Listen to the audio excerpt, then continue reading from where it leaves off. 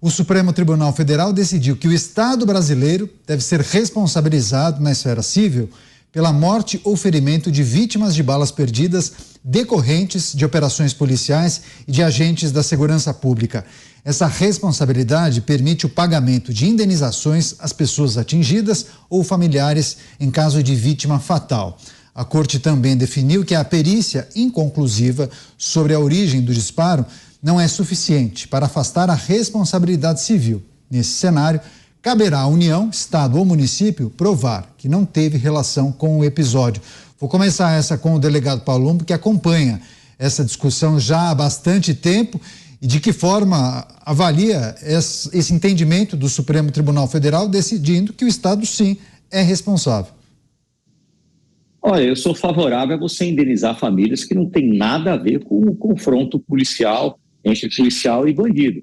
Mas a gente tem que deixar bem claro aqui que a polícia, ela só efetua um disparo quando ela é atingida, quando ela é alvo de disparos. Ela não sai atirando a esmo. O que me preocupa, e eu já tenho ouvido isso, é o pré-julgamento de que sempre é a polícia que é a causadora do evento morte. E é por isso que nós temos decisões, na minha opinião, erradas, que acabam ajudando o crime organizado. Por exemplo, no Rio de Janeiro, depois que se proibiu a polícia de subir morros, o Comando Vermelho cresceu. E isso é um dado que veio do próprio CNJ. Isso é absurdo. Agora, que as famílias que não têm nada a ver com o tiroteio, que perdem um ente querido, têm que ser indenizadas, sim, pelo Estado, mas não com culpa da polícia. Mota, fez uma reflexão sobre esse entendimento do Supremo Tribunal Federal? Há defesas dos dois lados e há entendimentos bem distintos, né? Caniato, como você sabe, eu não sou jurista, então eu não vou abordar essa questão do ponto de vista do direito. Eu vou abordar do ponto de vista da lógica e da moral. O Estado não tem dinheiro. O dinheiro do Estado é o dinheiro dos nossos impostos. Então imagina, a polícia faz uma operação em um terreno complicadíssimo, que é as comunidades aqui do Brasil. São locais onde os traficantes usam a população civil como escudo. Há inúmeras histórias aqui no Rio de Janeiro de operações policiais em que os traficantes mandam mulheres grávidas com crianças no colo para a linha de tiro, onde a polícia está. Então, acontece uma operação dessa, os criminosos enfrentam a polícia com armas de guerra, metralhadora .50 aqui no Rio. É só entrar na internet e vocês vão ver dezenas de vídeos mostrando os criminosos disparando a esmo. O sujeito pega o fuzil, a metralhadora e atira para cima. Algumas dessas balas certamente vão atingir pessoas. Tá?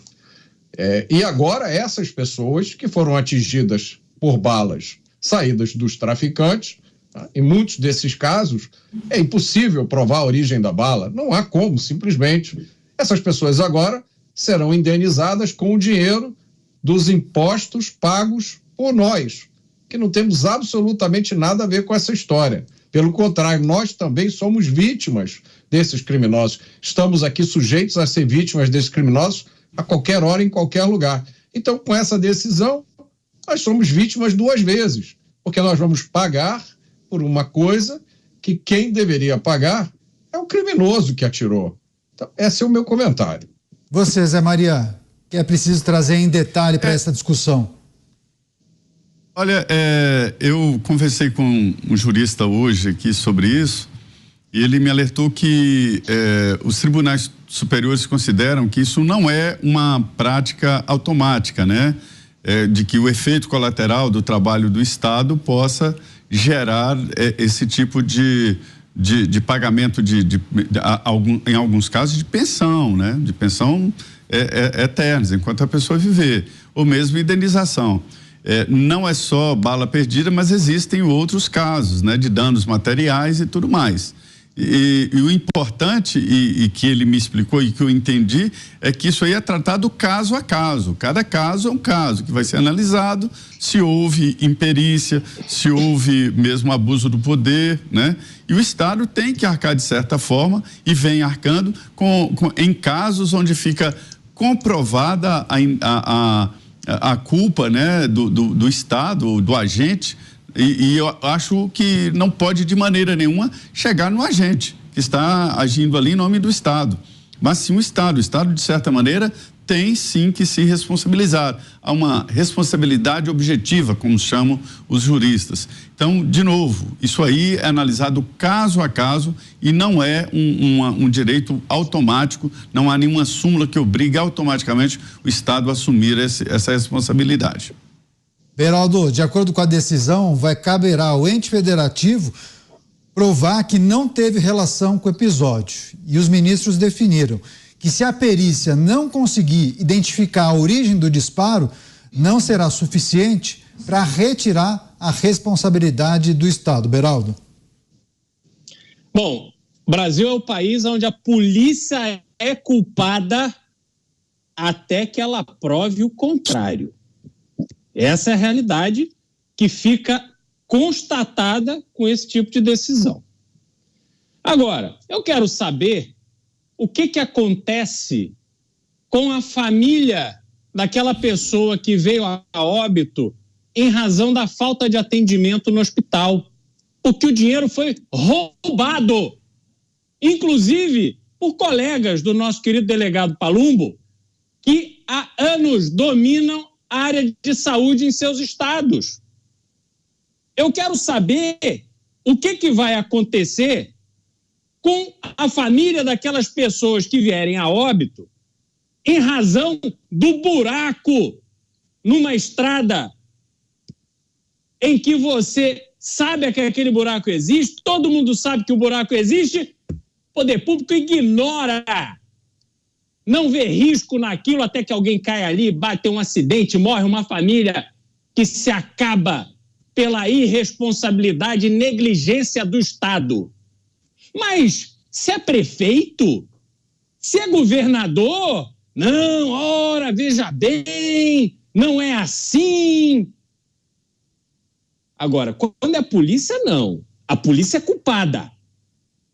Tão culpada quanto um tribunal que proíbe operações que podem minimizar o efeito destas áreas aonde o poder público não entra. Querem enganar quem? Se há confronto com a bandidagem, sempre nos mesmos lugares, inúmeras vezes procurando os mesmos bandidos. Sabem que aquilo existe, mas também não deixam que o confronto aconteça. O poder público permite que comunidades se construam em torno do crime, enquanto fecha seus olhos e deixam crianças começarem a vender droga, segurar em pistola, cometer crime aos 8, 9, 10 anos de idade. Essa é a realidade do Brasil. Então não venham com esse discursinho fácil de dizer que a polícia é culpada e que o Estado tem que pagar indenização para quem morre em troca de tiros com bala perdida. Atuem para acabar com a criminalidade nessas áreas, porque todo mundo está cansado de saber qual é o problema que existe ali. Tomem uma atitude, porque quando um casal é preso com 410 quilos de cocaína, não pode ser solto. Será que essa é uma opinião só minha? Será que só eu vejo esses absurdos? Façam-me um favor, gente. O que é isso?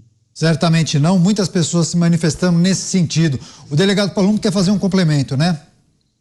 Não, o Beraldo tem que ser aplaudido em pé. A polícia é sempre demonizada. A culpa é sempre da polícia. E o que ele falou a respeito dos políticos é a mais pura verdade. Só tem gente morrendo em fila de hospital por causa da omissão de político que não se preocupa com eles. Ou então por causa de rolo com dinheiro público, de rolo nessas unidades que acabam fazendo a gestão dessas unidades básicas de saúde.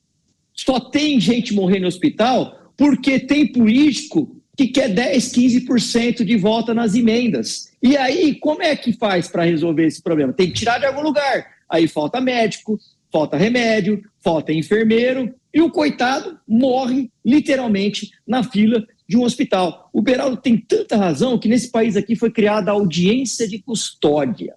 Lá só se dá voz para bandido.